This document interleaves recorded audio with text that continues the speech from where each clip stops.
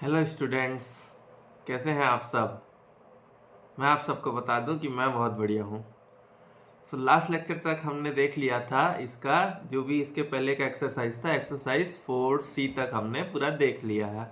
Okay, उसके एक एक क्वेश्चंस हमने अच्छे से सॉल्व कर लिए हैं। उम्मीद करता हूं आपको सारी चीज़ें अच्छे से समझ आ रही होंगी।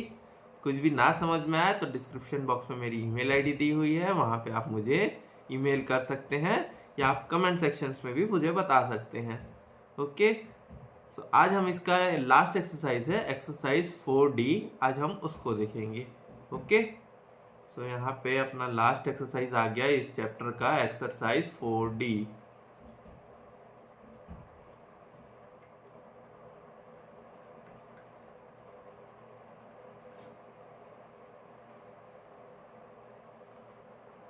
लास्ट एक्सरसाइज है exercise 4D। Okay, let's start. Exercise 4D में फर्स्ट क्वेश्चन क्या दिया हुआ है, A is equals to 5200, R is equals to 5% per annum, T is equals to 6 year, P will be। ये तो अपना सिंपल क्वेश्चन है, डायरेक्ट ये अपना कंपाउंड इंटरेस्ट वाला क्वेश्चन है। ओके, तो इसमें कुछ एन्युटी वगैरह लगाना नहीं है। सो इसलिए तो अपना डायरेक्ट ये फॉर्मूला से बन जाएगा। तो अमाउंट का फॉर्मूला क्या होता है, P1 plus I to the power N। Okay, so अब यहाँ अमाउंट क्या दिया हुआ है अपने को, अमाउंट दिया हुआ है 5200, प्रिंसिपल पूछा है, यहाँ पे रेट है आई दिया हुआ है 0.05 और ये एन है अपना 6। इसको सॉल्व करते हैं, लीजिए कैलकुलेटर अपना। 1.05 इसको मल्टीप्लाई करके 6 बार ले जाएंगे इसको, 2 फिर 4 और ये 6, तो मेरा वैल्यू आ गया यहाँ पे 5200, यहाँ पे P इंटू वैल्यू आ गया है मेरा 1.34।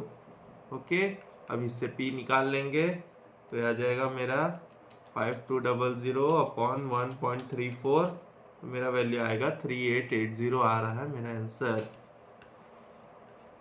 1.34 यहाँ पे आ रहा है मेरा 3880 पॉइंट, यहाँ पे आ रहा है 60 आ रहा है। ओके, यहाँ देख लेते हैं हमारा कौन सा ऑप्शन है। यहाँ हमारा ऑप्शन है A 2000, B 3880, C 3000, D none of this.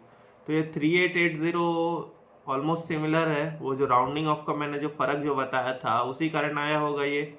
Okay, सो यहाँ अपना आंसर है ऑप्शन नंबर बी। ठीक है, अब अपन आते हैं अपने क्वेश्चन नंबर 2 में। क्वेश्चन नंबर 2 में P is equals to 1000, N is equals to 4 years and R is equals to 5% per annum, then CI will be।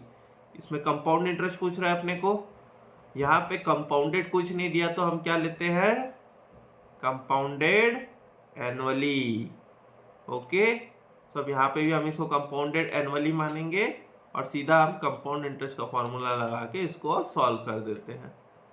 तो यहाँ पे हमारा क्वेश्चन नंबर 2, हमारा यहाँ क्वेश्चन नंबर 2, क्वेश्चन नंबर 2 में कंपाउंड इंटरेस्ट पूछा है, इसका फॉर्मूला होता है P1 plus I to the power N, यहाँ पे -1। वैसे तो ये फार्मूला मुझे बार बार लिखने की ज़रूरत नहीं है, लेकिन क्या है आप लोग को रिवाइज हो जाए करके मैं बार बार फार्मूला यहाँ पे लिख देता हूँ। ओके, सो अब यहाँ पे प्रिंसिपल क्या है 1000, 1 प्लस ये आई क्या है अपना यहाँ पे 0.05, 5% दिया है तो 0.05 हो जाएगा, टू द पावर n क्या है 4, फिर यहाँ -1। इसको सॉल्व करेंगे तो ये 1.05 यहाँ पे टू द पावर 4 कितना आ रहा है मेरा 1.05 टू द पावर 4 आ रहा है 1.21555। इसमें अब कर देता हूँ मैं -1, तो मेरा यहाँ पे आ गया है 1000 इंटू 0.2155। ओके, अब इसको करेंगे सॉल्व तो ये आ जाएगा 215.50। ओके, कंपाउंड इंटरेस्ट मेरा आ रहा है 215 रुपये 50 पैसे। यहाँ पे इसको सॉल्व करते हैं कौन सा ऑप्शन है यहाँ पे? ऑप्शन नंबर ए है अपना आंसर। ओके, अब question number 3, the time in which a sum of money will double at 5% per annum compound interest. ये वाला ऐसा टाइप का क्वेश्चन भी हमने किया हुआ है, हम वहां पे किए हुए थे कंपाउंड इंटरेस्ट वाले एक्सरसाइज में, एक्सरसाइज 4B में। ओके, तो यहाँ पे हम जाते हैं क्वेश्चन नंबर 3।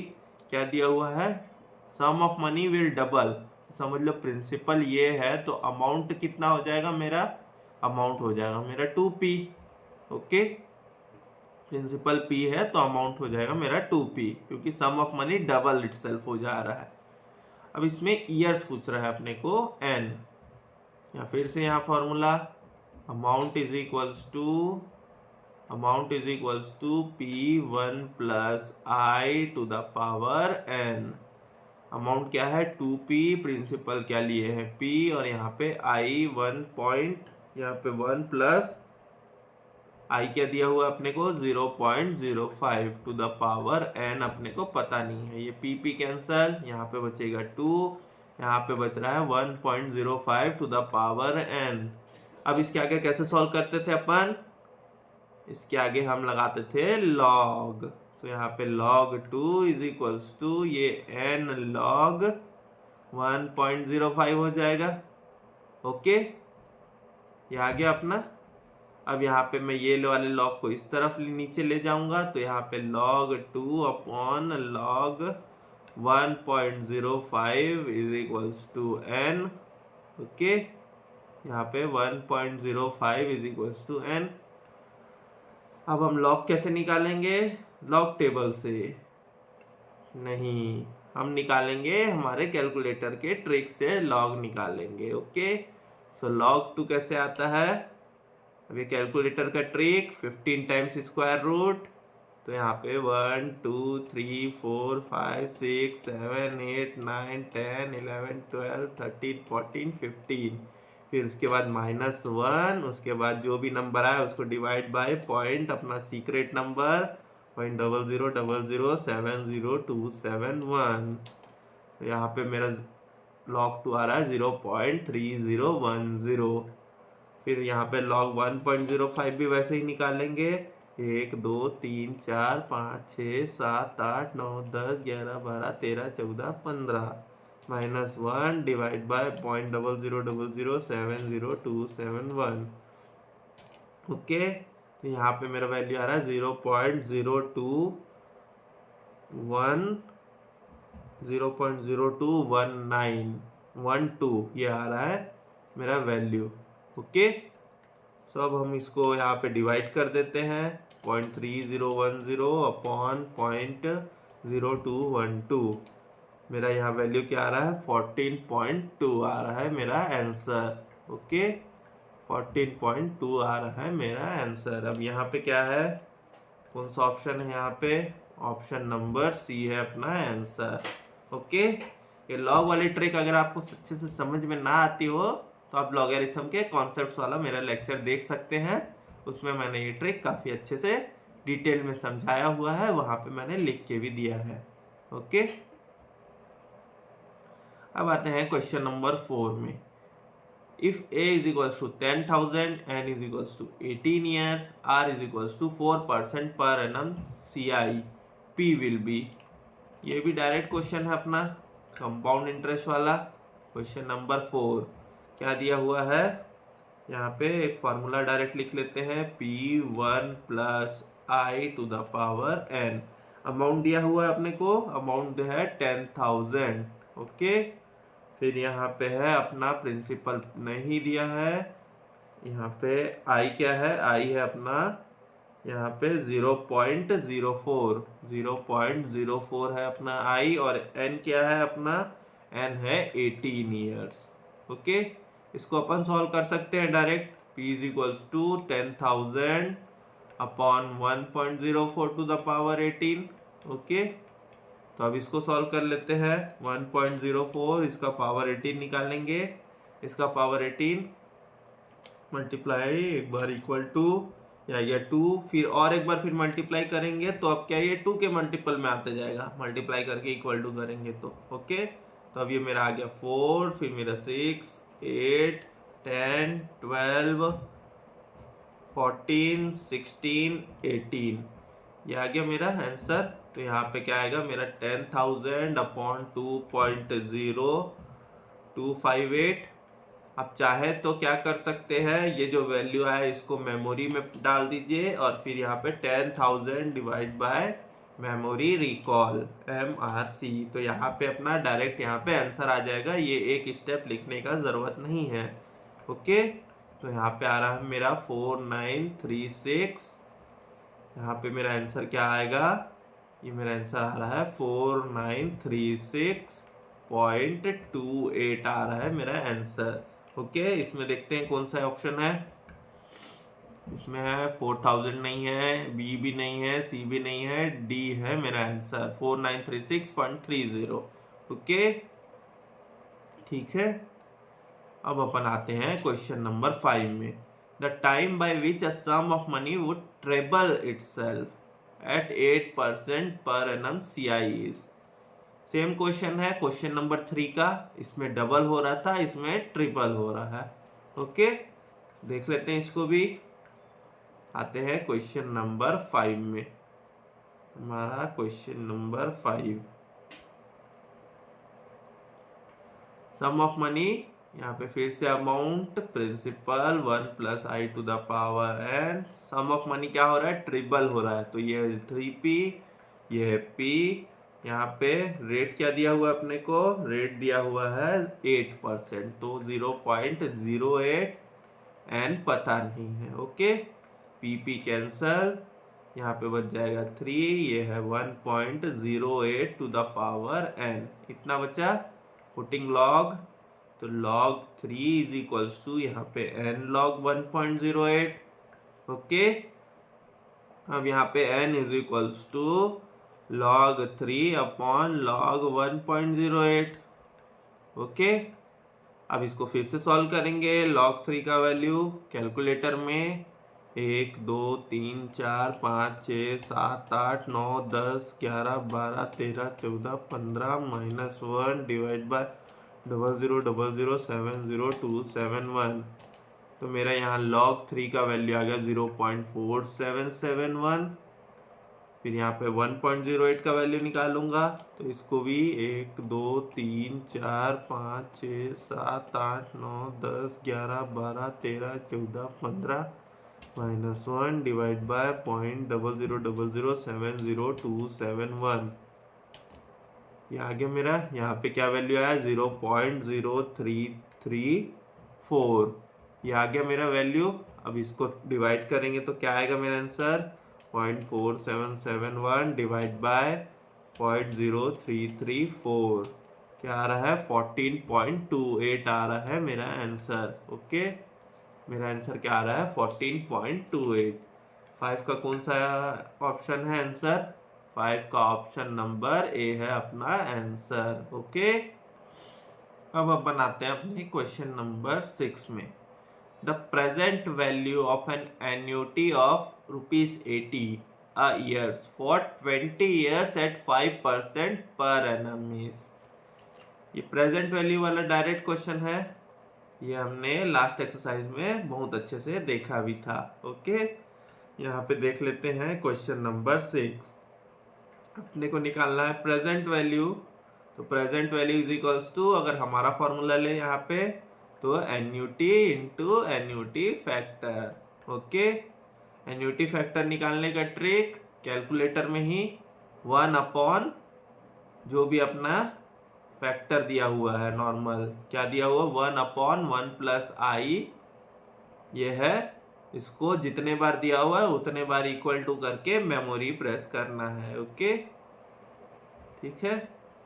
ये ट्रिक मैंने वहाँ कॉन्सेप्ट में भी समझाया था ओके। तो हम इसी ट्रिक से करेंगे, चाहे तो आप लोग फॉर्मूला से भी कर सकते हैं। तो फॉर्मूले से करने के लिए यहाँ पे a इंटू यहाँ पे 1 + i to the power n -1 upon ये i, फिर ये 1 + i to the power n, ये है अपना फॉर्मूला ओके, आप चाहे तो ये फॉर्मूले से भी कर सकते हैं, लेकिन हम यहाँ पे हमारे ट्रिक से करेंगे ताकि क्वेश्चन जल्दी से सॉल्व हो जाए। तो अब यहाँ पे एन्युटी कितना दिया हुआ अपने को 80, ठीक है, और अपने को एन्युटी फैक्टर निकालना है ये 20 का, 20 ईयर्स का at the rate of 5% per annum, उसका एन्युटी फैक्टर निकालना। तो फिर से कैलकुलेटर, तो 1/1.05 ये अपना आई है, फिर उसके बाद 20 टाइम्स इक्वल टू और मेमोरी, ओके, 20 टाइम्स प्रेस करेंगे इक्वल टू और memory button, okay, equal to memory, ये 1, फिर ये 2, फिर ये 3, फिर ये 4, फिर ये 5, 6, 7, 8, 9, 10, 11, 12, 13, 14, 15, 16, 17, 18, 19 और ये 20। फिर इसको प्रेस कर देंगे मेमोरी रिकॉल। तो यहाँ पे मेरा वैल्यू क्या आ रहा है 12.4622। इसको मैं मल्टीप्लाई कर दूंगा 80 से, तो मेरा क्या आ जाएगा 996.97। ओके, ये मेरा आ रहा है वैल्यू, ठीक है।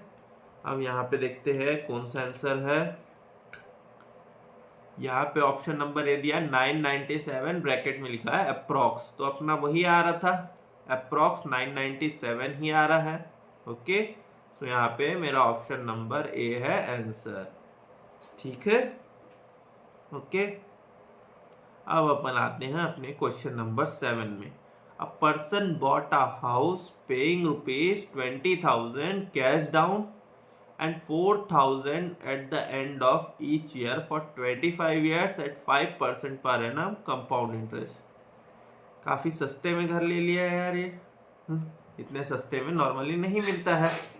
ओके, ठीक है। द कैश डाउन प्राइजेस, अब यहाँ पे ये कैश डाउन प्राइस का मतलब कितना है, क्या चीज है यहाँ पे कैश डाउन प्राइस का मतलब क्या है, ये कैश डाउन प्राइस का मतलब है जो हम ये इंस्टॉलमेंट टोटल पे करेंगे उसका वैल्यू प्लस जो हमने पैसा दिया हुआ है। ओके, यहाँ पे कैश डाउन प्राइस एक्चुअली नहीं लिखना चाहिए था, यहाँ लिखना चाहिए था टोटल अमाउंट। ओके, सो हम इसको देखते हैं ये क्वेश्चन को। ये क्वेश्चन में क्या है, क्वेश्चन नंबर 7। क्वेश्चन नंबर 7 में क्या दिया हुआ है, एक पर्सन है, इसने घर खरीदा, एक पर्सन है, ठीक है, इसने क्या किया, परचेज किया हाउस, परचेज किया हाउस। ओके, ये इसने हाउस परचेज किया, कितना डाउन पेमेंट दिया है इसने, कैश डाउन पेमेंट 20,000 और बाकी ये EMI दे रहा है कितना 4,000 रुपीज। ओके, ठीक है, इंस्टॉलमेंट्स दे रहा है at the end of each year. अब ये चीज ये कब तक देगा, अप टू 25 ईयर्स, और इंटरेस्ट रेट कितना है 5% per annum. Okay, compounded annually है, ठीक है। अभी हम इसको रहने देते हैं, इसको साइड, अभी अपन कुछ नहीं करेंगे इसका। अब ये हर साल के ये एंड में 4,000 रुपीज पे कर रहा है, ठीक है। हमको आज का वैल्यू निकालना है, तो ये अपना प्रेजेंट वैल्यू ऑफ एन्युटी वाला क्वेश्चन हो गया।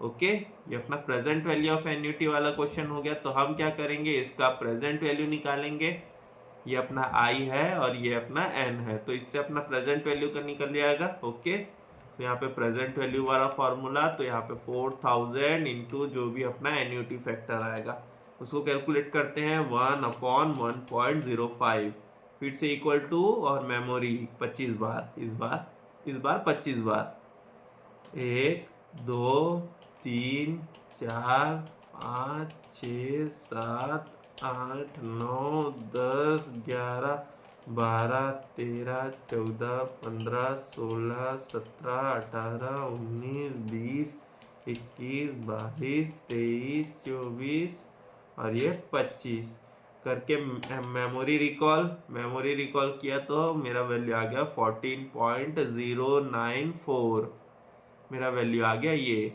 अब इसको मैं मल्टीप्लाई करूंगा 4,000 से, तो 4000 मल्टीप्लाई करने के बाद मेरा आ रहा है 56375.78 आ रहा है।